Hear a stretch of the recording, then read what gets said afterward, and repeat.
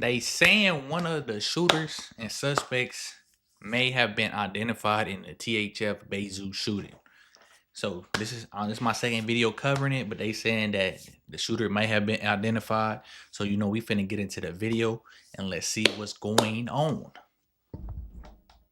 Grand closing. And please don't get on here and say nobody's being police, because we didn't post it and it's already all over social media. Now these days, as I always tell y'all, it don't pay to be in the street, because this is not the 80s or the 90s. With all the technology out there these days, whether it's shot spotters, license plate readers, ring cameras, surveillance cameras, people cooperating, it just makes no sense to do.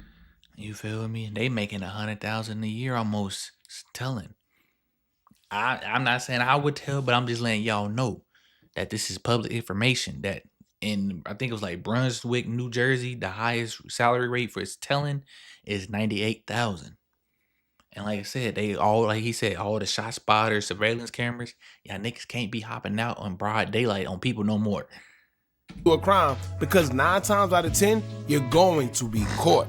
And oh yeah, not to mention the ultimate crime solver of them all, social media. Now it comes a point in time where you have to ask yourself, is it considered snitching, or are these guys just moving way too sloppy? And honestly, I think it's the sloppy part. You either want someone so bad that you're willing to deal with the consequences and you expect it, or you move smart. It seemed like these guys rather just deal with the consequences for whatever reason.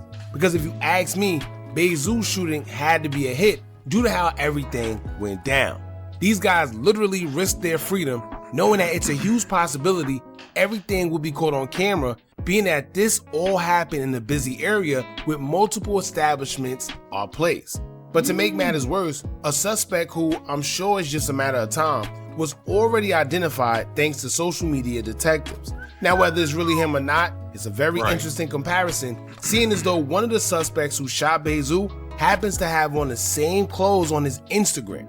Not to mention, he's affiliated with another man who lost his life, giving motive as to why they would want something done to Bayzoo in the first place, but we'll get to that later.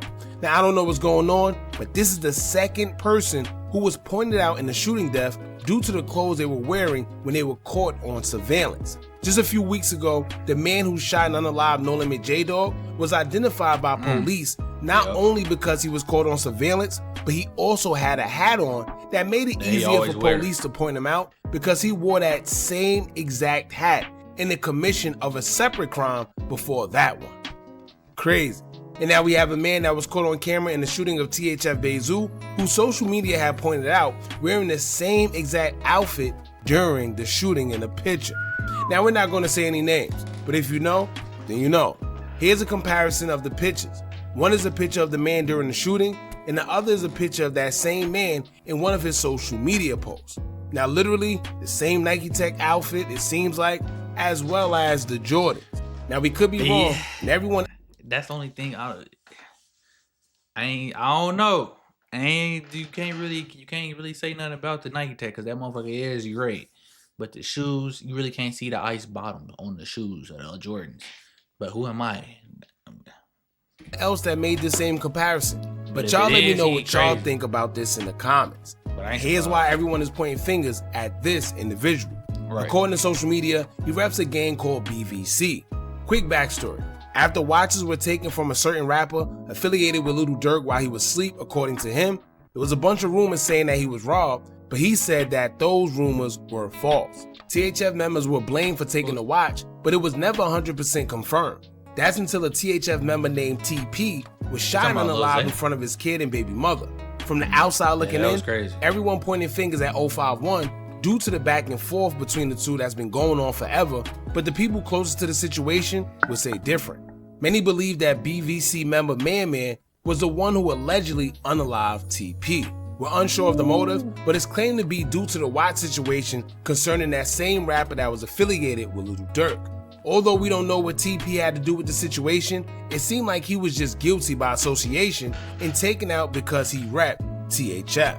Now ironically, the same person who was accused of taking TP's life will lose his life shortly after. According to Chicago Sun-Times, it'll say, quote, 2 men were unalived in a shooting Tuesday in Grand Crossing on the south side. Antonio Rogers and Taiwan D. Washington were traveling north in a blue sedan about 3:20 p.m. in the 6800 block of South State Street when someone in the silver car fired shots, Chicago police said. Rogers, 30, suffered gunshot wounds to his head and body, while Washington, 22, was shot in his head and neck.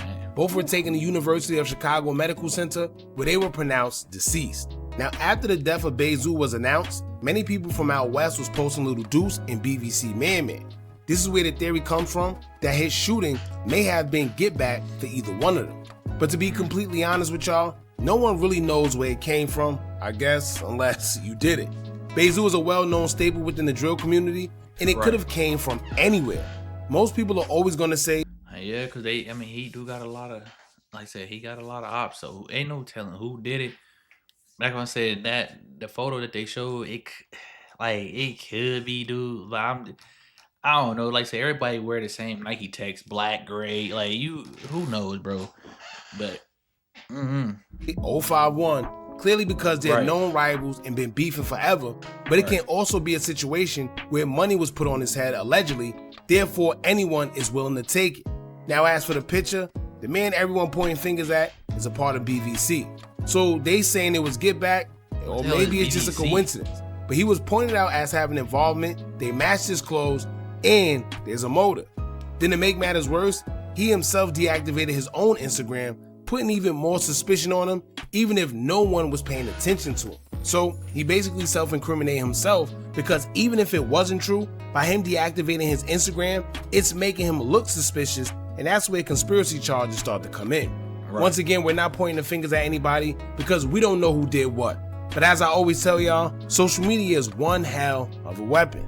They're solving crimes and pointing out suspects before police can even do so. Which is why we say it doesn't pay to commit crimes in 2025.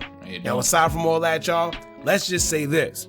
Clearly, as y'all can see, the drill stuff is all fun and cool, but ultimately, this is the end result. It's either a grave or a jail cell. Bayzoo was a father who almost made it to the age of 40. I'm sure he took care of others, so they will also be affected by his passing. Whenever one of these guys pass, it's more than just them losing their lives. Someone lost a son, someone lost a father, someone lost a husband, friend, relative, and so forth. And that's the thing, bro. Like I said, I didn't even know he was even back in Chicago. Like I said, I ain't heard about anything about him, especially with this, with the Dirk situation going on. I ain't heard nothing about him. I thought he was broke, just low key. Thought he was just low key doing his thing, and then come to find out he got caught slipping in Chicago and got unalive. It's crazy. Like I said, it's sad. It is sad, but it's just like, what can you say? Like I said, it's come with the street life though. But I always encourage guys who live in that life, if you get a chance to get out, do so. Going back to your block when you really don't need to isn't a flex. Making it out and providing for your family, knowing that most of the people in the drill culture never made it out, is a flex. Too many times we've seen these guys get a little money to the point where they're comfortable somewhere else, but somehow, some way, they still end up getting unalive in the same place they worked so hard to make it out of. It don't make sense. It's not weak, it's not soft, it's called being smart. I remember when Chief Keef first moved, everybody said he was scared, but it looks like nowadays he did the right thing. And he made the right choice because he is still alive. Very unfortunate situation. Rest in peace to THF Bayzoo. Y'all jump in the comments. Let me know what y'all. I don't know, man. I mean, like I said, everybody, I ain't gonna say that dude because everybody wear Nike Tech, especially the gray and black. That's the common one. So I don't know. You feel me? Y'all like and comment, let me know y'all thoughts on it, what y'all think. You feel me? Also shout out to the new subs to the channel, man. I greatly appreciate it, for real. Like I said, like and comment, let me know your thoughts, man. Give me some feedback. And if y'all can check out my second channel, D.SHELTONTV, the link is in the description. I would greatly appreciate it. Yeah.